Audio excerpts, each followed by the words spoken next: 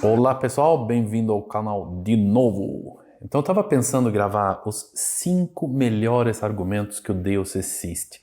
São bem famosos esses argumentos, tá? Não é eu que inventei eles, tá? Então a pergunta é o seguinte: dá para provar que Deus existe só com lógica, sem usar nenhum texto sagrado, sem olhar para a natureza, apenas com ideias? Parece um pouco estranho, talvez, mas isso é exatamente o que o argumento ontológico faz. E esse argumento foi criado por um monge lá no século XI, alguma coisa, chamado Anselmo de Cantuária. E ele tentou, então, provar a existência de Deus usando apenas a razão. Então, vamos pensar assim, como que ele pensava? Ele falou assim, Deus é o ser mais perfeito que podemos conceber ou pensar.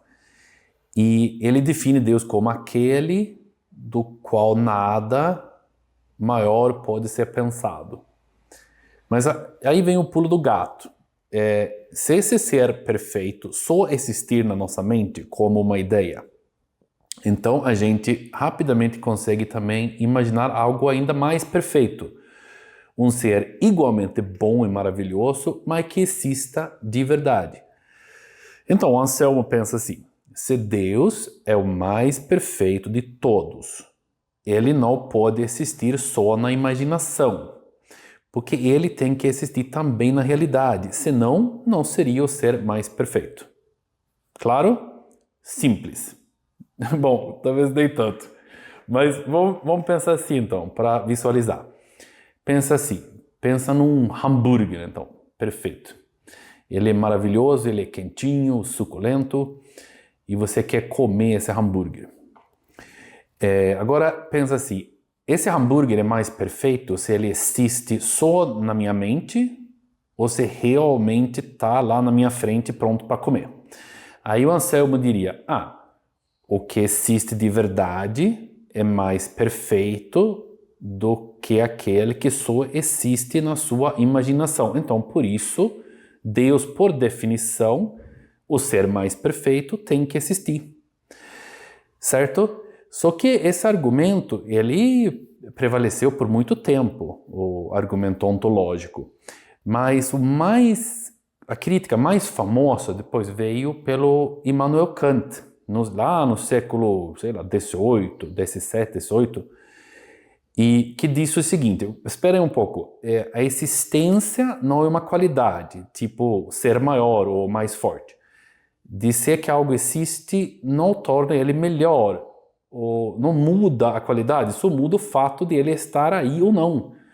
Então, o Immanuel Kant, quando ele fala de qualidade, ele quer dizer o seguinte, qualidade significa um atributo real que muda o conteúdo de um conceito. Então, por exemplo, ser azul, ser inteligente, pesado, essas são qualidades. A existência, o Immanuel Kant fala, não é uma qualidade. Ela não muda o conteúdo daquele objeto, do conceito. Só afirma que aquele objeto, então, tem um correspondente real aqui no mundo. Então, por exemplo, um unicórnio branco com chifre dourado. Esse é um objeto cheio de qualidades, né? Branco, chifre, dourado. Esse unicórnio existe. Não adiciona uma nova qualidade ao conceito se você fala, esse unicórnio existe. Só diz que ele está presente na realidade. Então, isso torna ele uma posição ontológica, ele mesmo, dá para entender? Ele só diz algo sobre a existência, mas não uma qualidade. Então, não muda nenhuma qualidade do objeto. Por isso que Immanuel Kant, ele não gostava do argumento ontológico, porque você não pode dizer que algo tem que existir só porque seria mais perfeito assim. Aí tinha um monge lá na época lá do Anselmo, que eu não lembro o nome dele agora, mas eu vou colocar aqui para vocês, e ele fez uma analogia, um tipo de ironia, e falava assim, imagine então ele criticava também Anselmo. Ele falava, imagina uma ilha mais perfeita.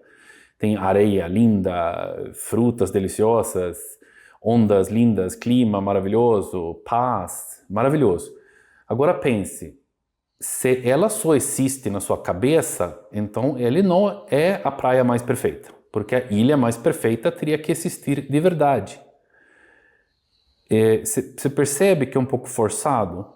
Então, só porque você consegue imaginar uma ilha perfeita, não obriga essa ilha a existir na realidade. Então, do mesmo modo, imaginar um Deus perfeito não é uma prova da existência dele, como o Anselmo colocou lá no século XI. Mas mesmo assim, o argumento ontológico ainda é bastante assim. O pessoal pensa muito até hoje no argumento ontológico. E o interessante dele é que ele usa apenas lógica para comprovar a ideia de Deus, né? Bom, o que você acha? Faz sentido dizer que a existência é parte da perfeição ou é só um jogo de palavras? No próximo vídeo, eu vou falar do argumento cosmológico, que é também muito interessante nessa questão de comprovação de Deus ou não. Se tudo tem uma causa, quem causou o universo, tá? Então, deixa um like aí e me segue aí no canal, beleza? Tchau!